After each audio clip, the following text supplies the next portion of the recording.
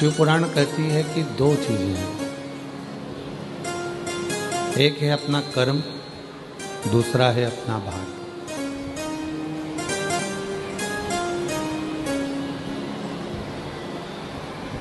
शिव महापुराण की कथा दो चीजें बताती है, एक बताती है अपना कर्म और दूसरा बताती है अपना भाग्य। एक बताया है कर्म को, दूसरा बताया है भाग्य को। और शिव महापुराण की कथा में भगवान तुमरुका जी चंचुला देवी से कहते हैं, चंचुला भाग्य अपने हाथ में नहीं है, पर कर्म अपने हाथ में है।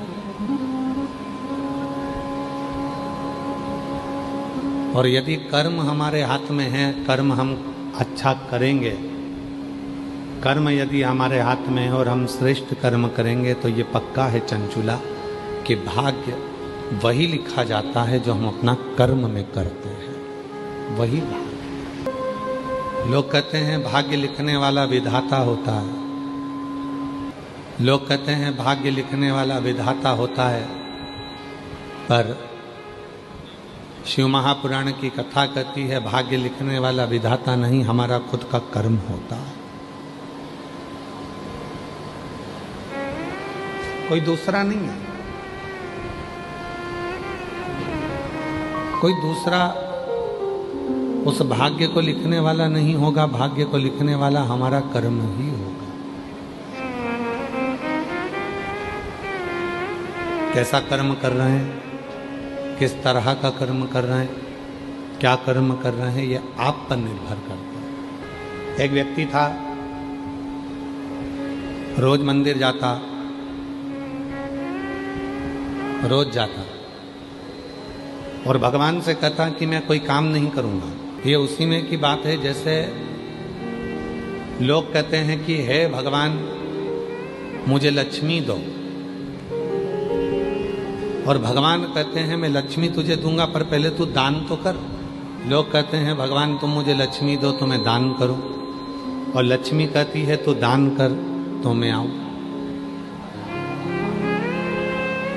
दोनों अलग अलग क्रम है।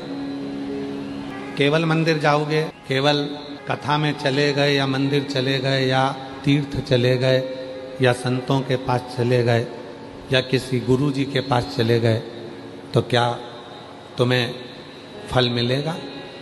शिव महापुराण की कथा हो, चाहे गीता जी का ज्ञान हो, गीता जी में भी भगवान कृष्ण कहते हैं कि मेरे भजन के साथ में तुझे कर्म करना पड़ेगा, और कर्म करेगा और मेरा भजन करेगा तो तेरे लिए सारे रास्ते खुलते चले जाएंगे,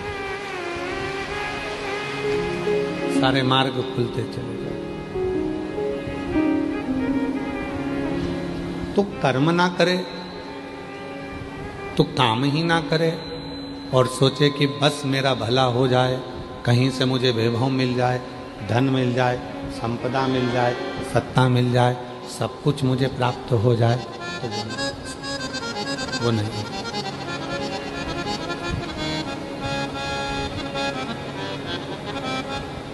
हमारे शैलेंद्र जी एक लाइन गुनगुनाते हैं कि ज्योत से ज्योत जलाते चलो, ज्योत से ज्योत जलाते चलो,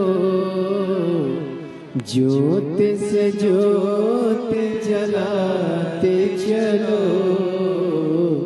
प्रेम की गंगा बहाते चलो, प्रेम की गंगा बहाते चलो। राह में आए जो दीन दुखी, राह में आए जो दीन दुखी, सबको गले से लगाते चलो, प्रेम की गंगा बहाते चलो। अपने कर्म को करते हुए आगे बढ़ो। शिव जी को एक लोटा जल चढ़ाओ, भजन करो, कथा सुनो, सत्संग करो, पर उसके साथ जरूरी है अपना कर्म करना।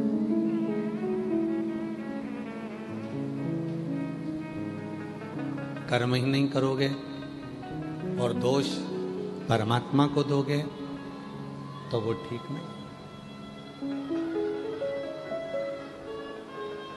वो ठीक नहीं है। तुम कर्म ही ना करो और दोष परमात्मा को दे दो। एक महिला ने एक पत्र लिखा है, वो महिला परमात्मा को दोष दे दो कि भगवान मेरी सुनता नहीं, और भगवान क्या कहते हैं कि मैं तो तेरी जितनी 21,600 श्वास है, तेरे शरीर में जो ये 3.5 करोड़